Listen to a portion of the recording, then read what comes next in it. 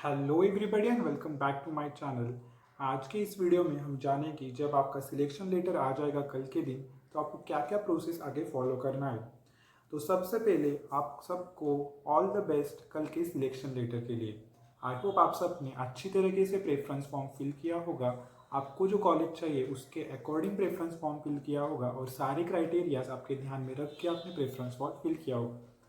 तो कल के रिजल्ट के लिए मैं आप सबको बधाइयाँ देना चाहता हूँ और ऑल द बेस्ट भी कहना चाहता हूँ। तो आपका जो सिलेक्शन लिस्ट में नाम आ जाएगा तब आपको क्या क्या प्रोसेस फॉलो करना है सब कुछ जानेंगे आगे इस वीडियो में। सबसे पहले जब आपको आज सिलेक्शन लिस्ट आ जाएगा, कल के दिन ही आपका सिलेक्शन लिस्ट आ जाएगा, कल नहीं आया तो परसों तक तो आ ही जाएगा। जब आपका सिलेक्शन लिस्ट आ जाएगा तब आपको आपका नाम उसमें जाके चेक करवाना है। सबसे पहले अगर आप आपका नाम चेक करवाएंगे, अगर आपको कॉलेज अलॉट हो जाएगा, जो भी आपका कॉलेज अलॉट हो जाएगा, सेमी गवर्नमेंट गवर्नमेंट, आपका वो आगे लिखा हुआ आ जाएगा। उसके साथ ही साथ अगर आपको कॉलेज अलॉट नहीं होता तो चॉइस नॉट अवेलेबल ऐसे करके वो आगे लिखा हुआ आता है। जब आपको वो चॉइस नॉट अवेलेबल आ जाएगा तब आप उस राउंड में आप कोई कॉलेज अलॉट नहीं हुआ है ऐसा आपको समझना है। तो आप डायरेक्टली राउंड 2 में पार्टिसिपेट कर सकते हैं। आपको फ्रेश रजिस्ट्रेशन करवाने की कोई भी ज़रूरत नहीं होती है। डायरेक्टली आप राउंड 2 में पार्टिसिपेट कर सकते हो। अगर आपका नाम के आगे कोई भी कॉलेज का नाम आ जाए, गवर्नमेंट या फिर सेमी गवर्नमेंट, तब आपको क्या क्या प्रोसेस फॉलो करना है वो जानेंगे आगे। सबसे पहले अगर आपको जो कॉलेज मिला है वो आपके लोकेशन से बहुत दूर है, आई गेस की 1000 किलोमीटर्स या फिर 700 किलोमीटर्स दूर है, और आपको वो कॉलेज नहीं चाहिए, आपको वहाँ पे जाना भी नहीं है, आपको कोई कुछ नहीं करना है, तो आपको डायरेक्टली आपको फ्री एग्जिट मिल जाता है। अगर आप वहाँ पे रिपोर्ट नहीं किए तो आप फ्री एग्जिट करके डायरेक्टली राउंड 2 में फ्रेश रजिस्टर करके पार्टिसिपेट कर सकते हो। तो आपको टेंशन लेने वाली कोई भी बात नहीं है। तो ये हुआ पहला केस। दूसरा केस, जो आपको कॉलेज मिला है गवर्नमेंट सेमी गवर्नमेंट जो आपके नज़दीक के लोकेशन का है, उसमें भी आपके 2 कंडीशंस आते हैं। सबसे पहला कंडीशन कि आपको वो कॉलेज ही चाहिए और वही आपका ड्रीम कॉलेज है या फिर आपका मेन एम था वही कॉलेज पाने का, तो आप वहाँ पे जाके रिपोर्ट कर सकते हो। और अगर आपके पास के लोकेशन का ही कॉलेज है और आपको वो कॉलेज नहीं चाहिए, उसके ऊपर वाला कॉलेज आपको चाहिए, तब भी आप वहाँ पे जाके रिपोर्ट कर सकते हो क्योंकि वो नज़दीकी कॉलेज है, क्योंकि वो एक सीट आपका सिक्योर हो जाता है। आगे आने वाले राउंड्स में वो उस पर भी आप क्लेम कर सकते हैं अगर आपको वो आगे वाले राउंड्स की सीट्स नहीं चाहिए हो तो रिपोर्ट करना is not a bad thing. तो आपको कॉलेज मिला और आपको वहाँ पे जाके रिपोर्ट करवाना है। 2 केसेस मैंने बताए। तो रिपोर्ट करने के टाइम आपको क्या क्या करना पड़ता है। सबसे पहला, अगर आपका वो ड्रीम कॉलेज है तो वहाँ पे जाके आप रिटेंशन फॉर्म फिल कर सकते हो। रिटेंशन फॉर्म फिल करने के बाद वही कॉलेज आपका फाइनल हो जाता है। तो आप राउंड 2 में पार्टिसिपेट नहीं कर सकते। तो रिटेंशन फॉर्म फिल करने से पहले डिस्कस कीजिए अपने माता पिता से और फिर डिसीजन ले सकते हो। अगर अगर आपको वो अपग्रेडेशन के लिए ऑप्ट करना है, किस कंडीशन में अपग्रेडेशन के लिए ऑप्ट करना है, जब आपको वो कॉलेज नहीं चाहिए हो, उसके ऊपर वाला कॉलेज चाहिए हो, तो उस केस में आप अपग्रेडेशन के लिए ऑप्ट कर सकते हो। अपग्रेडेशन के लिए वहाँ पे कोई भी फॉर्म आपको फिल करवाना नहीं पड़ता है, सिर्फ रिटेंशन फॉर्म ही वहाँ पे होता है, वो आपको फिल करवाना पड़ता है। अपग्रेडेशन आप डायरेक्टली वहाँ पे सब कुछ प्रोसेस कंप्लीट करने के बाद निकल सकते हो, तो अब आप अपग्रेड करने के लिए जा सकते हो। यहाँ पे मैंने पूरा राउंड 1 का प्रोसेस एक्सप्लेन किया है जो मैंने अभी आपको एक्सप्लेन किया था। आपको अगर कॉलेज नहीं अलॉट हुआ तो डायरेक्टली आप राउंड 2 में जा सकते हो, अलॉट हुआ तो रिपोर्ट करने कॉलेज को। स्टेटस रिटेंशन या फिर अपग्रेडेशन काउंसलिंग यहाँ पे अब एंड होता है जब आप रिटेंशन फिल करोगे। अगर आप अपग्रेड करोगे तो आप राउंड 2 में डायरेक्टली जाते हो। अगर आप रिपोर्ट ही नहीं करते कॉलेज को तो आप फ्री एग्जिट लेके राउंड 2 में जा सकते हो। तो ये प्रोसेस है पूरा राउंड 1 का जो मैंने अभी आपको एक्सप्लेन किया। अब जानते हैं कि क्या क्या आपको लेके जाना है, कहाँ कहाँ आपको जाना है, क्या क्या झंझट आपको पहननी है कॉलेज अलॉट होने के बाद, जब आप रिटेन करोगे या फिर अपग्रेड करोगे। तो जानते हैं सबसे पहले गवर्नमेंट मेडिकल कॉलेजों में क्या करना होता है। तो ये मैं आपको बस क्लोर कर रहा हूँ। ये मैं एक्सप्लेन करूँगा मेरे कॉलेज के एग्जाम्पल दे के जीएमसी मिरज का। ये 23-24 का डॉक्यूमेंट है, आपको 2024 का ऑफिशियल डॉक्यूमेंट डाउनलोड करना पड़ेगा। आप आपके कॉलेज की साइट पे जाके ये डाउनलोड कर सकते हो। हर एक कॉलेज का एक अलग अलग फी स्ट्रक्चर, अलग अलग प्रोसेस होता है, वो आप कॉलेज के ऑफिशियल साइट पे जाके डाउनलोड करवा लेना। ये कंपलसरी होता है क्योंकि सारे कॉलेज का सेम नहीं होता, इसलिए मैं बोल रहा हूँ। तो क्या क्या इंस्ट्रक्शन यहाँ पे दिए गए ये मैं आपको एक्सप्लेन करता हूँ। तो कॉलेज को जब भी आप रिपोर्ट करोगे वो वर्किंग डे को रिपोर्ट करना होता है, कभी भी कहीं भी रिपोर्ट करना नहीं होता। हॉलीडेज़ को कॉलेज ओपन नहीं होता। अब आपका सिलेक्शन लिस्ट कल आने वाला है, राइट, 31 को। फर्स्ट को छुट्टी होगा, रविवार है, तो उस टाइम कॉलेज ओपन नहीं होता। तो आपको ये भी ध्यान में रखना है कि आपको मंडे ट्यूसडे ऐसे वर्किंग डेज को कॉलेज को जाना है। रविवार या फिर कहीं भी छुट्टी हो, छुट्टी का माहौल हो, उस टाइम आपको कॉलेज को रिपोर्ट नहीं करना है। ये पहले पॉइंट में दिया गया है। दूसरे पॉइंट में आपको कहाँ पे रिपोर्ट करना है ये भी आपको दिया गया है। तो गवर्नमेंट कॉलेज मिरज के केस में आपको कुलकर्णी सभागृह इस लोकेशन पे रिपोर्टिंग का प्रोसेस होता है।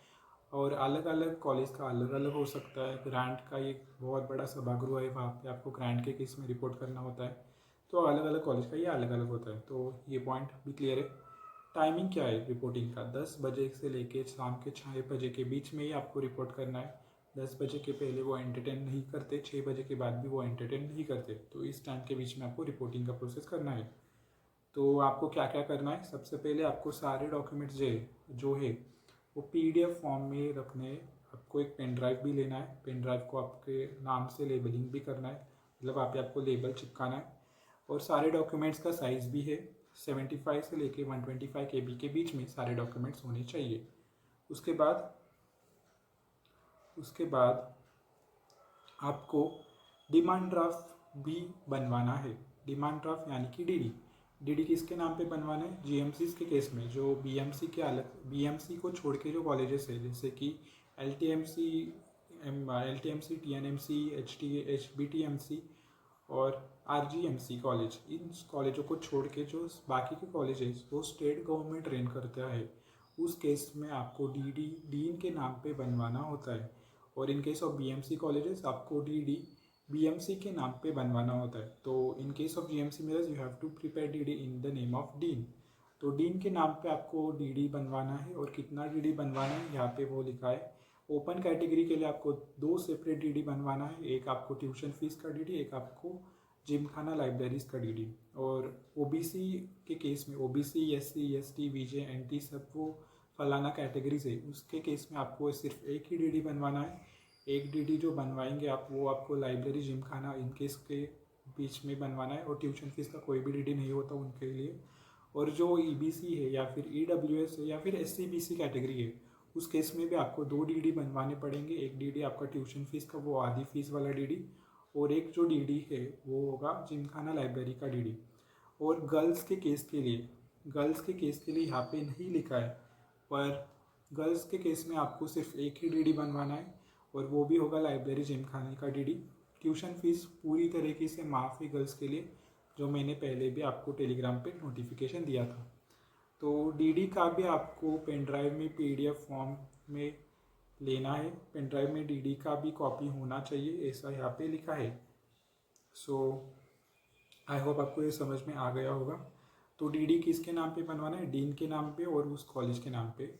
ये भी आपको इम्पोर्टेंट है। डीन का स्पेलिंग देखिए क्या है, क्योंकि DD पे अगर एक स्पेलिंग मिस्टेक भी हुआ तो बहुत ज़्यादा झंझट आपको झेलना पड़ता है। उसके बाद ये मैंने बता दिया कि आपको कितना DD बनवाना है कैटेगरीज के अकॉर्डिंग। उसके बाद आपको एडमिशन फ़ी भी पे करना होता है वहाँ पे जाके, 1500 रुपये का, वो भी आपको ध्यान में रखना है।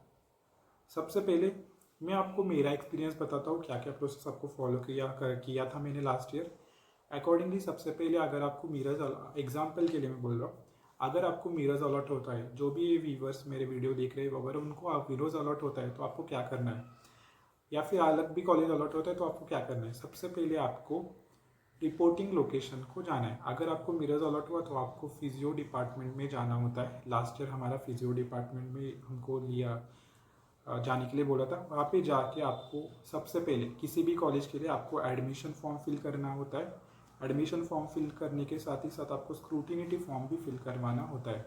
तो एक एडमिशन फॉर्म फिल करना है और एक स्क्रूटिनिटी फॉर्म आपको फिल करना है। वो दोनों फॉर्म फिल करने के बाद आपको वहीं पे जो हॉल है, पहला हॉल है, वहाँ पे आपको सबमिट करना है सारे डॉक्यूमेंट्स, एंड स्क्रूटिनिटी फॉर्म भी उसके साथ आपको सबमिट करना है। सो डॉक्यूमेंट्स कैसे कैसे आपको लेके जाना है? सबसे पहले आपको एक ओरिजिनल सेट लेके जाना है डॉक्यूमेंट्स का, और 3 जेरोक्स सेट आपको लेके जाना है।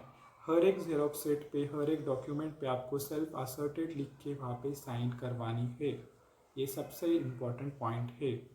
उसके बाद आपको कौन कौन से डॉक्यूमेंट लेके जाना है, यहाँ पे पूरी लिस्ट है, 22 डॉक्यूमेंट्स है, आप देख सकते हो। इतना बड़ा डॉक्यूमेंट्स का लिस्ट है। ये सारे डॉक्यूमेंट्स आपको 3 जेरोक्स सेट, एक ओरिजिनल सेट लेके जाना है।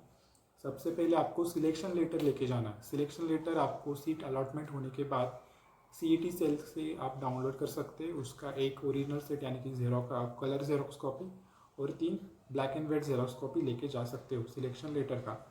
सिलेक्शन लेटर अलॉटमेंट लेटर एक ही होता है, उसको वो आपको मिल जाएगा जब आपको कॉलेज अलॉट हो जाएगा राउंड 1 में।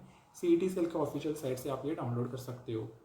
उसके बाद ये सारे डॉक्यूमेंट्स है, आप देख सकते हो, nationality, domicile, SSC, HSC, passing, NEET admit card, NEET marksheet, caste validity, caste का सब कुछ है। ये सारे डॉक्यूमेंट्स का आप स्क्रीनशॉट लेके देख सकते हो कौन कौन से डॉक्यूमेंट्स आपको लेके जाना है। ये सारे कॉलेजेस के लिए कॉमन होता है, तो ये पॉइंट आप ध्यान में रखिए। किसी भी कॉलेज को आप अलॉट हो जाए, ये सारे डॉक्यूमेंट्स ले जाना कंपलसरी है। ये मैं अभी पढ़ के नहीं बता रहा क्योंकि ये वीडियो बहुत लंबा हो जाएगा।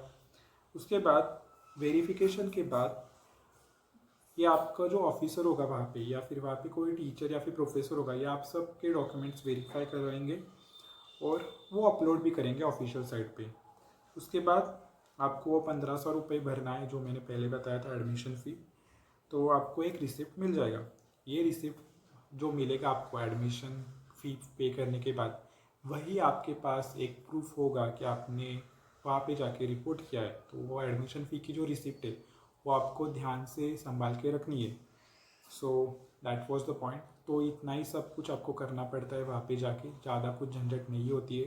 फिर एक बार मैं आपको एक्सप्लेन करता हूँ। सबसे पहले अगर आपको कॉलेज को रिपोर्ट करना है, आपको अपग्रेड करना है या फिर रिटेन करना है, उसके लिए मैं बोल रहा हूँ।